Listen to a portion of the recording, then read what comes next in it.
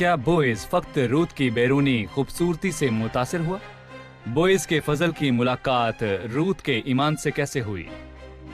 शरीयत में छुड़ाने वाले कानून के मुतालिक आप क्या जानते हैं? बोइज और रूत के मामले में इसका क्या अमल दखल है?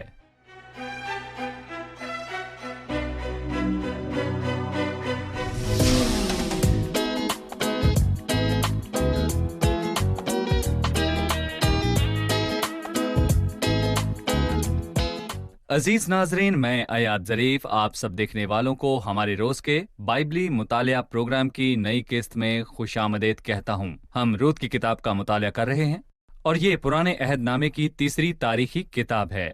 पिछली किस्त में हमने दूसरे बाब की पहली ता 10वीं आयत तक बात की थी, जिसमें रूत बोइज के खेत में थी। वो एक ईमानदार की इकासी करती है जिसे खुदावन ने गुनाह से बचाया और खोने ना दिया। एक ईमानदार को एक ऐसी चर्च मीटिंग में जाना चाहिए जो खुदावन के नाम से है। बोइज का खेत चर्च के इज्तिमा की इकासी करता है और बोइज अपने खेत में मसीह का अक्स है कि वो चर्च इबादत में कलीसिया का सरबराह है। काटने वाले और वो जवान जो पानी लेकर आते हैं खादमों का अक्स हैं, जो उस खुराक और पानी को इबादत में ईमानदारों तक लाते हैं जो खुदा के कलाम को पेश करता है। हमने सीखा कि कलीसियाई इबादत का मिसाली अक्स जो बाइबल मुकद्दस में है, उसके मुताबिक वो इबादत है जिसका सरबराह मसीह है और तमाम ईमानदार भाई हैं, और चर्च ही है जहां खालिस खुराक मिलती है, यानी खुदा का खालिस कलाम। और आज के प्रोग्राम में हम रूत की किताब के दूसरे बाब की 11वीं आयत से 23वीं आयत तक बात करेंगे। लेकिन मैं पहले खुदा के खादमीन को खुशामदीद कहना चाहूंगा। डॉक्टर मुहीब खुशामदीद, बहुत शुक्रिया भाई इसहाक खुशामदीद, शुक्रिया भाई, और स्टूडियो में आए दीगर मेहमानों को भी खुशामदीद। भाई इसहाक, जब हम दूसरे बाब की 11वीं आयत पढ़ते हैं तो हमें पता चलता है कि बोइज के लिए रूत पुरकशिश थी, और सब जानते हैं कि रूत अपने नाम जैसी खूबसूरत थी। लेकिन क्या सिर्फ रूत की खूबसूरती ही से बोइज मुतासिर हुआ? बिल्कुल नहीं, सिर्फ खूबसूरती से नहीं।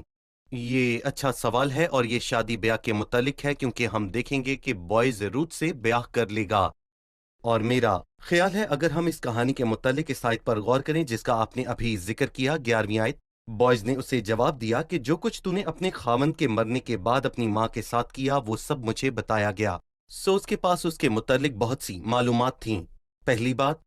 और दूसरी बात यह है कि इस मालूमात से उस लड़की के किरदार की तस्दीक होती है कि उसने अपनी सास के मामले में लापरवाही ना की और वापस जाने के बारे में सोचा और वापस लौट आई। और तीसरी बात, वो समाजी तौर पर भी एक बाइज्जत लड़की थी। और जहां तक सास की बात है तो कभी ना कभी कोई किसी की सास के बारे में बात करता है, और ऐसा अमूमन बरादरियों में होता है, और वो मुआबी थे। सो अगर हम देखते हैं कि अगर समाजी ताल्लुक की इज्जत नहीं की जाती तो ये अचंभे की बात नहीं, पर ये लड़की समाजी ताल्लुकात की इज्जत करती है, और इससे भी ज्यादा अहम उसका ईमान है। सो वो कहता है कि तूने कैसे अपने माँ बाप और जादो बूम को छोड़ा और उन लोगों में जिनको तू इससे पेशतर ना जानती आई। खुदावंद तेरे काम का बदला देगा, बल्कि खुदावंद इसराइल के खुदा की तरफ से जिसके पैरों के नीचे तू पनाह लेने के लिए आई, तुझको पूरा अजर मिले। और यहाँ पर मैं कहना चाहूंगा कि अगर इन अल्फाजों को यकजा कर लिया जाए तो लफ्ज बनता है फसा। फसा का मतलब है हिफाजत के लिए परों को फैलाना, फसा। और मैं कहूंगा कि ज़बूर की किताब में ये लफ्ज बहुत बार दोहराया गया है, और बहुत पहले जुबान के उलमा ने फसा का मतलब पार करना बताया है।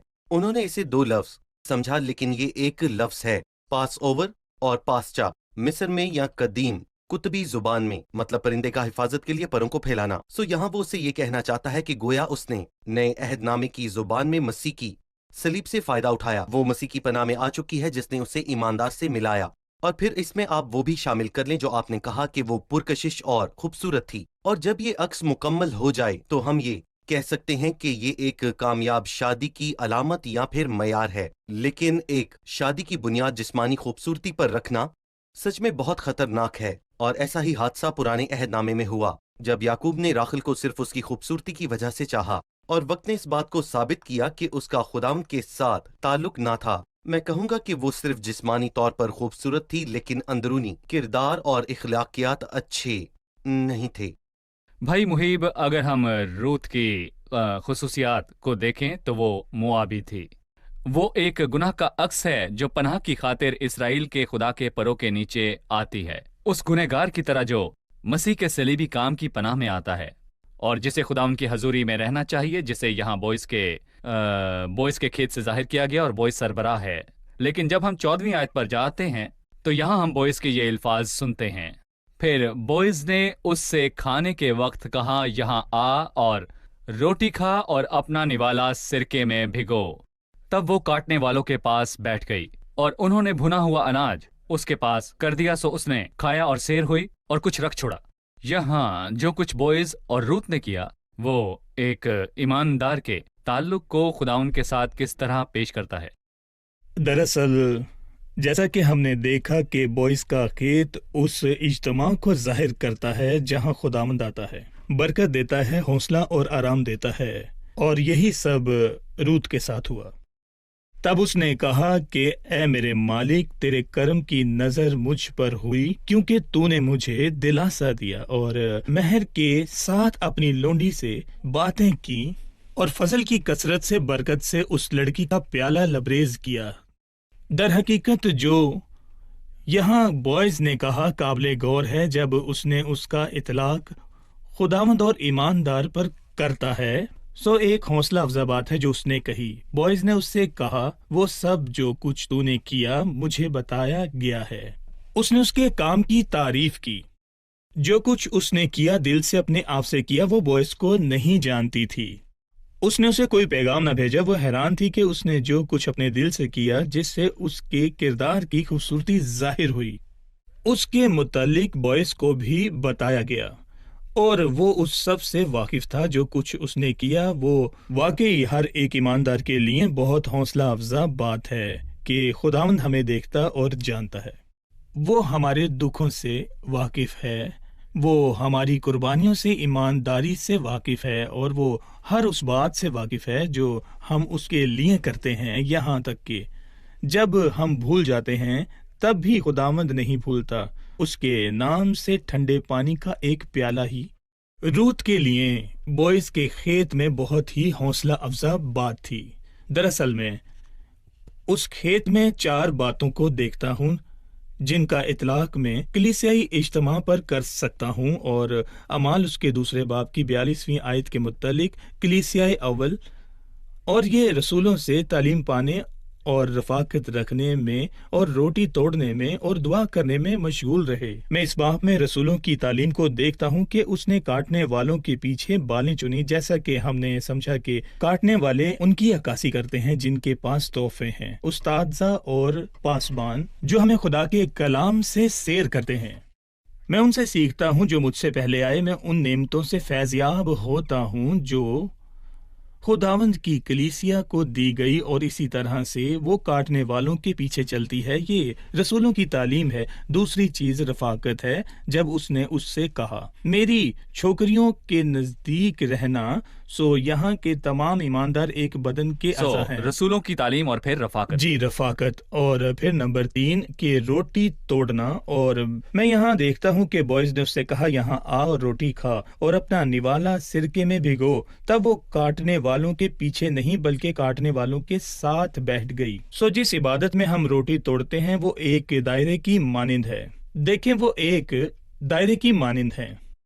ہر کوئی جو دائرے کے گرد ہے، کوئی بھی اس کے آگے یا پیچھے نہیں ہے، کوئی بھی بوڑھا یا جوان نہیں، بلکہ سب اسی دائرے کے گرد جمع ہوتے ہیں، اور خداوند خود جو ہے دیتا ہے، برکت سے نوازتا ہے، آرام دیتا ہے، اور اس کھانے میں کچھ خاص چیز شامل ہے، اس روٹی میں ہے، اور سرکہ ہے جو پاکستان کی پیداوار میں سے ایک ہے، اور روٹی ہم میں سے مسیح کے ٹوٹے ہوئے بدن کی بات کرتی ہے، اور روٹی مسیح کے ٹوٹے ہوئے بدن کو ظاہر کرتی ہے۔ سرکہ پاکستان کی پیداوار میں سے ایک ہے، اور یہ ہم میں مسیح کے لہو کو ظاہر کرتا ہے۔ بائبل میں مے کے سرکے اور انگور کے سرکے کی بات کی گئی ہے۔ یہ انگوروں کو کچلنے سے حاصل ہونے والی ایک چیز ہے۔ یہ ہم سے مسیح کے لہو کی بات کرتا ہے۔ بھنا ہوا اناج ہم سے مسیح کی بات کرتا ہے۔ اور چوتھی بات دعا ہے، اور میں اسے 17ویں آیت میں دیکھتا ہوں۔ سو وہ شام تک کھیت میں چنتی رہی، اور جو کچھ اس نے چنا تھا اسے پھٹکا۔ اس کا مطلب ہے کہ خداوند مجھ سے بات کرتا ہے، خداوند کے ساتھ قوت گزارنا، اس سے بات کرنا۔ میں اس اطلاق کو اپنی زندگی کے طرز عمل میں کیسے گزار سکتا ہوں؟ میں اس روحانی تعلیم سے کیسے فائدہ اٹھا سکتا ہوں جس کو میں نے سنا ہے اور جس کو میں نے سیکھا ہے؟ भाई इसहाक 17वीं आयत में लिखा है, वो शाम तक खेत में चुनती रही और जो कुछ उसने चुना था उसे फटका और वो करीब 1 एफा जो निकला, और वो उसे उठाकर शहर में गई और जो कुछ उसने चुना था उसे उसकी सास ने देखा, और उसने वो भी जो उसने सेर होने के बाद रख छोड़ा था निकाल कर अपनी सास को दिया। उसकी सास ने उससे पूछा, तूने आज कहाँ बालें चुनी और कहाँ काम किया? मुबारक हो वो जिसने तेरी खबर ली। और उसने अपनी सास को बताया कि उसने कहाँ काम किया। फिर उनकी गुफ्तगू के इख्तिताम तक वो सारी बातें हैं। सवाल है, यकीनन नोमी ने उस तोहफे में कुछ देखा होगा जो रूत के लाने पर उसने कहा, मुबारक हो जिसने तेरी खबर ली, मुझे इसके बारे में कुछ बताइए। लफ्ज एफा एक आदमी के 10 दिन के लिए काफी था, लेकिन सही। वो बहुत सारा अनाज ले आई। और भाई मैं कहूंगा कि ये वाज़ेह है कि अगर आप उन किसानों पर गौर करें जो खेत में कटाई के वक्त काम करते हैं, वो बहुत ज्यादा थक जाते हैं, क्योंकि जब आदमी काम से आता है तो वो बहुत ज्यादा थका मांदा होता है, तो ये वाज़ेह है। लेकिन वो कहती है, मुबारक हो वो जिसने तेरी खबर ली। उसने कहा, ऐ मेरी बेटी तो अंदर आते वक्त दमक रही है, ये क्या हो रहा है? गौर कीजिए कि नोमी ने रूत से उस जगह के मुतल्लिक पूछा। उसने पूछा, तूने कहाँ काम किया? रूत ने जवाब में जगह का नहीं बल्कि एक शख्स के मुतल्लिक बताया। उसने उसका नाम बताया जिसके साथ उसने काम किया, बॉयज। यहाँ भी वही बात आ जाती है जो हमने पहले की। और अगर हम ये देखें कि बॉयज मसीह का अक्स है जो हकीकत में है, और बॉयज का खेत वो जगह है जहाँ पर हम खुदा के नाम से जमा होते हैं, मतलब ईमानदार कलीसिया इबादत का नजरिया मुख्तलिफ है। हम पूछते हैं कि तू कहाँ से आ रहा है? खुदा उनकी हजूरी से। जवाब, खुदा की हजूरी से आता हूँ। ये हमारी कलीसियाई इबादत की अहमियत है, कोई जगह नहीं है। मैं फिर कहूंगा, नोमी ने उस जगह के बारे में पूछा और रूत का जवाब एक शख्स था, बल्कि मैं ये कहना चाहूंगी कि मैं खुदा की हजूरी में गई थी। और यहाँ अहम बात यह है कि नोमी बहुत गहरे तौर पर मुतासिर हुई और उसने कहा कि तू हमारे लिए भलाई को लाई और तेरा चेहरा दमक रहा है। हम देखते हैं कि 20वीं आयत में एक अजीब लहजा है।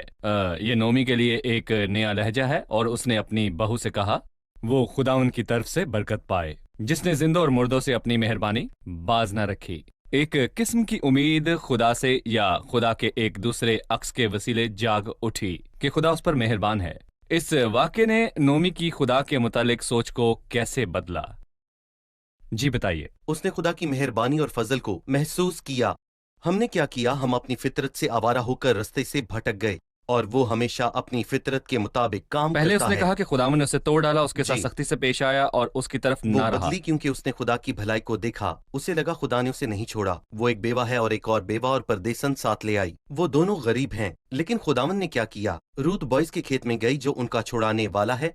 जैसे कि बादशाह हम देखते हैं कि वो कुछ चीजें लाई जो 10 दिन के लिए काफी थीं। सो नोमी ने उससे कहा कि वो बरकत पाए, और उसे लगा कि ये जबरदस्त बात है। खुदा की तरफ से लफ्ज मुबारक यहाँ हमें नए अहदनामे की याद दिलाता है। जब पालूस कहता है खुदावन मुबारक हो, खुदावन मुबारक हो, वो उसकी जात को मुबारक कहता है और जो कुछ उसने हमें दिया, यानी मसीह जो सबसे कीमती तोहफा है। अगर हम इसका इतलाक खुदा के नाम से होने वाली कलीसिया इबादत से करें तो अच्छा है कि एक ईमानदार जब घर वापस आए तो उनको बताए जिन्होंने शिरकत नहीं की, ताकि वो भी उन अच्छी चीजों को सीखें, बजाय इधर उधर की बातें और गैर जरूरी गुफ्तगू करने के। मैं सेहतमंद हूँ जो शिरकत कर रहा हूँ, और हो सकता है कोई बूढ़ा हो जो शिरकत ना कर सके, तो मुझे उसे बताना चाहिए, और मुझे चाहिए कि सारी की सारी भली चीजें उस शख्स को ला कर दूं, और मुझे वो सारी अच्छी बातें जो खुदा के कलाम से हैं देनी हैं। ये बाबरकत बात है। इसी ने नोमी को बदला, और मैं उस टूटे हुए शख्स की मदद करूंगा जो खुदा के लिए मनफी नुक्ता नजर रखता है, ताकि वो मुस्बत देखना शुरू करे और खुदा की भलाई को महसूस करे।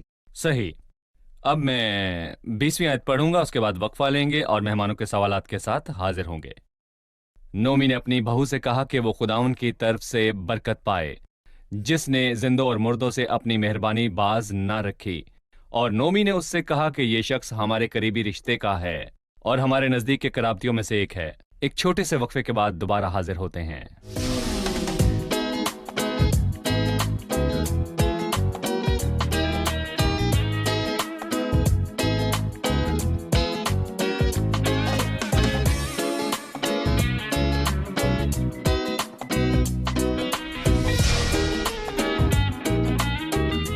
खुशामदीद। आइए चलते हैं मेहमानों की तरफ और जानते हैं उनका सवाल। जी सवाल कीजिए। मेरा एक सवाल 20वीं आयत से है जो आपने अभी पढ़ी। कराबती कौन होता है और वो किस बात की अलामत होता है? कराबती कौन है? लफ्ज कराबती का मतलब है छुड़ाने वाला या वो जिसके पास छुड़ाने का हक हो। रिहाई दिलाने का हक हम शरीयत के मुतालिक अहबार की किताब में उसके 25वें बाब में पढ़ते हैं, और ये शरीयत 3 तरीकों पर लागू होती है।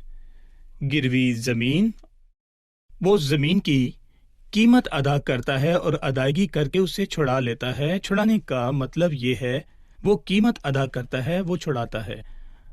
अफराद के मामले में बेवाओं के साथ यकीनन यहाँ छुड़ाने वाला बॉयज़ है, और वो उसके मुतालिक कहती है हमारे नज़दीक के कराबतियों में से एक है। उसका मतलब वो करीब तरीन और रकाबती नहीं है, बल्कि उससे ज़्यादा करीब का भी कोई रुकावती है। ये बहुत वाज़िया है कि वो खुदावंद यीशु मसीह का अक्स है, जो हकीकी तौर पर छुड़ाने वाला है, जो हमारे मालूमात को संभाल सकता है, और उसने हमारे मामले में मुदाखलत की और वो हमें छुड़ाने में कामयाब रहा। उसे 3 शराइत पर खरा उतरना पड़ा।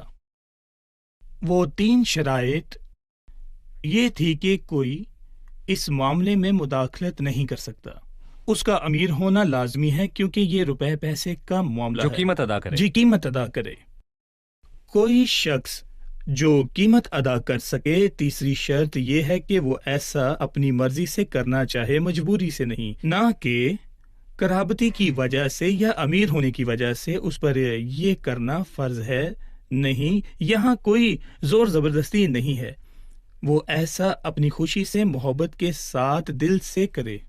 बॉयज नौमी का कराबती था, जो कि आली मलिक के घराने से था। वो अमीर और ताकतवर था और एक बहुत बड़ा और दौलतमंद आदमी था। और तीसरी बात यह है कि वो रूत से मोहब्बत करता था और वो उसके लिए कुर्बानी देने को तैयार था। यकीनन खुदावंद यीशु मसीह ही सच्चा छुड़ाने वाला है, वो हकीकी नजात दहिंदा, जिसने हमारे मामले में मुदाखलत की और हमारे मामले हल किए। लेकिन वो हमारा कुराबती ना था, कभी भी नहीं। लेकिन वो हमारे नज़दीक आया, मुजस्सम होकर हमसे रिश्ता जोड़ा और हमें छुड़ाया। उसने खुद को हमसे मुंसलिक किया। वो बहुत अमीर था। उसने अपने खजानों की कुर्बानी देना कबूल किया ताकि गरीब दौलतमंद हो जाए।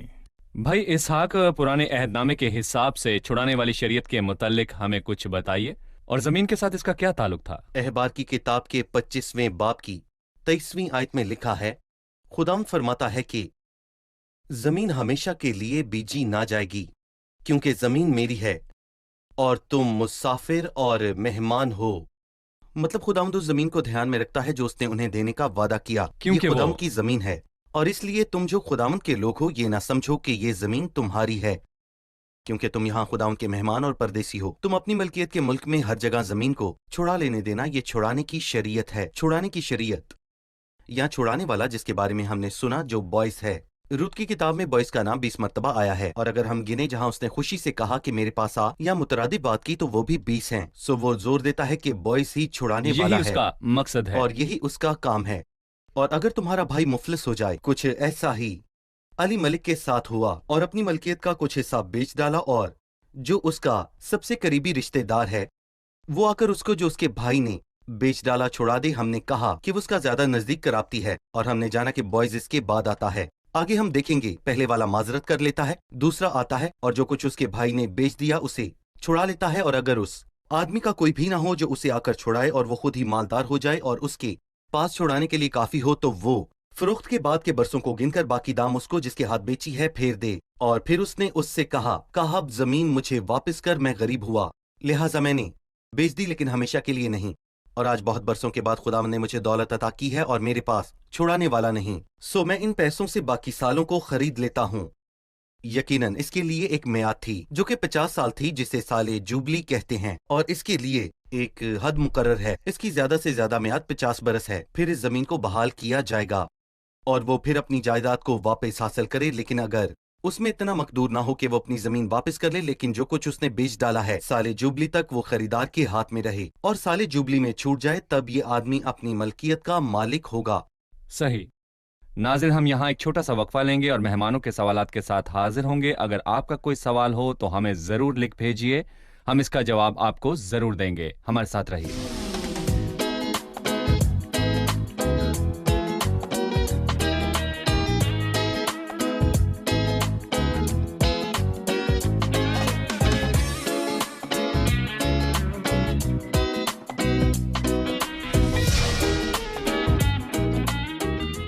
खुश आमदीद। आइए चलते हैं मेहमानों की तरफ और जानते हैं उनका सवाल।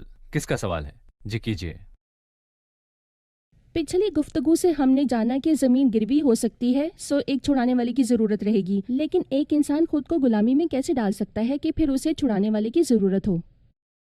जमीन गिरवी है और उसे एक छुड़ाने वाले की जरूरत है, तो एक इंसान को छुड़ाने वाले की जरूरत क्यों है? इंसान गुलामी में कैसे पड़ सकता है? अहबार के 25वें बाब ही में हम आयत 47 और 48 को पढ़ना शुरू करेंगे। और अगर कोई परदेसी या मुसाफिर तेरे साथ दौलतमंद हो जाए और तेरा भाई उसके सामने मुफलिस होकर अपने आप को उस परदेसी या मुसाफिर या परदेसी के खानदान के किसी आदमी के हाथ बेच डाले, तो बिक जाने के बाद वो छुड़ाया जा सकता है। उसके भाइयों में से कोई उसे छुड़ा सकता है, या उसका चाचा या ताऊ, या उसका चाचा या ताऊ का बेटा, उसके खानदान का कोई भी आदमी जो उसका कुराबती रिश्तेदार है उसे छुड़ा सकता है। सो यहाँ एक शख्स है जो मुफलिस हो गया, उसने जमीन बेची तो भी वो गरीब है, वो मजबूर है और अपने घराना की कफालत करना चाहता है। उसके लिए खुद को गुलामी में बेचने के सिवा और कोई रास्ता नहीं है कि जिससे वो अपने घराने की कफालत कर सके। खुदावंद ने इस तबके के लोगों की भी फिक्र की और उसने उनके लिए एक राह निकाली। वो अपनी सारी जिंदगी एक गुलाम बनकर ना रहेगा। क्या खुदा के पास कोई हल है? उसने कहा हाँ, उसके पास हल है। उसका कोई कुराबती रिश्तेदार उसको उस गुलामी से छुड़ाए और उसे आज़ाद करे, और उसने उसकी रिहाई की खातिर कीमत चुकाई और उसे आज़ाद करवाया। सो जो कुछ भी ज़मीन के साथ होता है वही कुछ लोगों के साथ भी होता है, या एक दूसरे के सबब से लोग गुलामी में पड़ जाते हैं। वो जो खुशी से आता है, एक दौलतमंद शख्स है और कुराबती है छुड़ाने वाला, जो शख्स को गुलामी से छुड़ाता है उसकी रिहाई की कीमत अदा करने के बाद। और ये बात मसीह में कैसे पूरी होती है जो छुड़ाने वाला है? ये एक जालिम मालिक के गुलाम थे जो शैतान कहलाता है। हम गुलामी के अंदर थे। यही बात इब्रानियों उसके 2 बाब की 15वीं आयत में लिखी है। और जो उम्र भर मौत के डर से गुलामी में गिरफ्तार हैं उन्हें छुड़ा ले, और जो उम्र भर मौत के डर से गुलामी में गिरफ्तार हैं उन्हें छुड़ा ले। गुलामी में हम शैतान के गुलाम थे। शैतान हमारा मालिक था और उसका इख्तियार हम पर था। वो हमारा मालिक था और उसका इख्तियार हम पर था। कोई भी शैतान के आगे अपना सर नहीं उठा सकता था। हम कर्ज में थे, हम वाकई गुलामी में थे, जब तक कि यस्सु मसीह ना आया और सलीब पर उसने उसकी कीमत ना अदा की और उसने दाम चुकाया और हमें आज़ाद किया। एक फिदिये के तौर पर उसने हमें आज़ाद किया और हमें गुलामी से रिहाई दिलाई। सो उसने हमें खरीद लिया, लेकिन गुलाम बनाने के लिए नहीं, बल्कि उसने हमें आज़ाद करने के वास्ते खरीदा था। और खुशी से हम अपने आप को उसकी ममलकियत के हवाले करते हैं। वो बेहतरीन मालिक है और वो एक बेहतरीन उस्ताद भी है। उसी शरीयत जो अहबार के 25वें बाब में अभी हमने पढ़ी, उसमें लिखा है, या अगर वो मालदार हो जाए तो अपना फिदिया देकर छुड़ सकता है, लेकिन हमने कभी किसी को खुद को छुड़ाते नहीं देखा। किसी ने खुद को छुड़ाया खुद को छुड़ा सके या फिर खरीद सके। कोई नहीं जो गरीब से अमीर हो गया हो, लेकिन यीशु जो अमीर था हमारे लिए गरीब बना ताकि हम उसके वसीले अमीर हो जाएं। इंसान खुद को नुकसान पहुंचाता है लेकिन खुद को बचा नहीं सकता। उसे एक छुड़ाने वाला दरकार है। यही खुशखबरी है। भाई इसहाक, रूत को बहुत से लोगों ने मशवरा दिया। बोइज ने यहाँ उसने नोमी से मशवरा हासिल किया। कलीसियाई इबादत में ईमानदारों को दिए जाने वाले मशवरे के मुतल्लिक आप क्या कहेंगे? ईमानदार के लिए एक बड़े के मशवरे पर अमल करना अच्छी बात है। यहाँ बॉयज का किरदार खूबसूरत है, लेकिन आप उसे यहाँ एक पासबान के तौर पर देखते हैं जो कि ईमानदारों के बीच उनकी रहनुमाई करता है। वो एक परदेसन को देखता है और जो भी मशवरे का तलबगार है वो उसके नजदीक आता है, उससे बात करता है और वो उससे शफकत से पेश आता है और उसे एहसास दिलाता है कि ये उसकी जगह है कि वो शिरकत करे। और यहाँ नोमी काबिले एहतराम है जो ईमान में रूत से बड़ी है और माँ के तौर पर उससे मशवरा देती है। जब वो 22वीं आयत में उससे कहती है, मेरी बेटी ये अच्छा है कि तू उसकी छोकरियों के साथ जाया कर और वो तुझे किसी और खेत में ना पाए। सो इंसानी सतह पर तू एक बेवा है। सो अच्छा यही है कि تو اس کی چھوکریوں کے ساتھ ہی رہے اور تو کسی اور کے کھیت میں نہ جائے، وہ تجھے کسی اور کے کھیت میں نہ پائے۔ تو خداوند کو جانتی ہے اور خداوند کی کلیسیا کی اجتماع سے واقف ہے۔ دوسری باتوں پر دھیان نہ دینا اور دوسرے ناموں اور دوسرے اجتماعات پر نہ جانا۔ تجھے خداوند ہی سے سروکار ہے، اور بوئز کا کھیت کلیسیائی عبادتوں کو خداوند کے نام سے پیش کرتا ہے۔ آپ خادمین کا شکریہ، بات چیت کا بہت لطف آیا اور ہم نے بہت کچھ سیکھا۔ آنے والے ایک ساتھ میں بھی ہم بہت کچھ سیکھنے والے خدا ہیں۔ آپ کو برکت دیگر دے۔ مہمانوں کا بھی شکریہ۔ آنے والی قسط میں آپ سے ملاقات ہوگی۔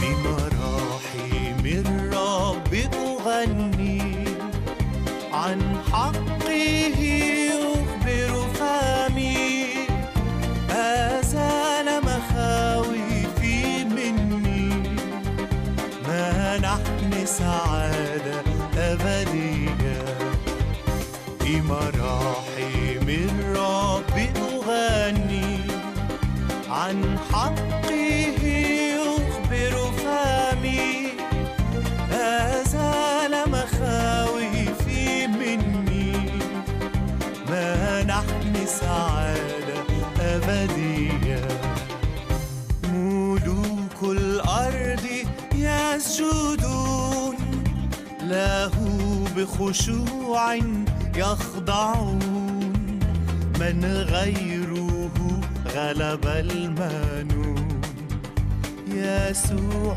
فادي البشرية بمراحم الرب أغني عن حقه يخبر فمي أزال مخاوفي مني منحني سعادة أبدية بمراحم الرب أغني عن حقه يخبر فمي۔ بھائی کی وفات کے بعد اس کی اولاد کے تحفظ کے لیے پرانے عہد نامے میں کیا شریعت تھی؟ اس شریعت کو ہم روت کی زندگی میں کیسے دیکھتے ہیں؟ کھلیان کیا ہوتا ہے؟ اور روت کے معاملے میں بوئز کے کھلیان کی روحانی اہمیت کیا ہے؟ نومی نے روت سے اس کا حق حاصل کرنے کے لیے کیا کہا، یعنی بوئز کی سرپرستی کا حق؟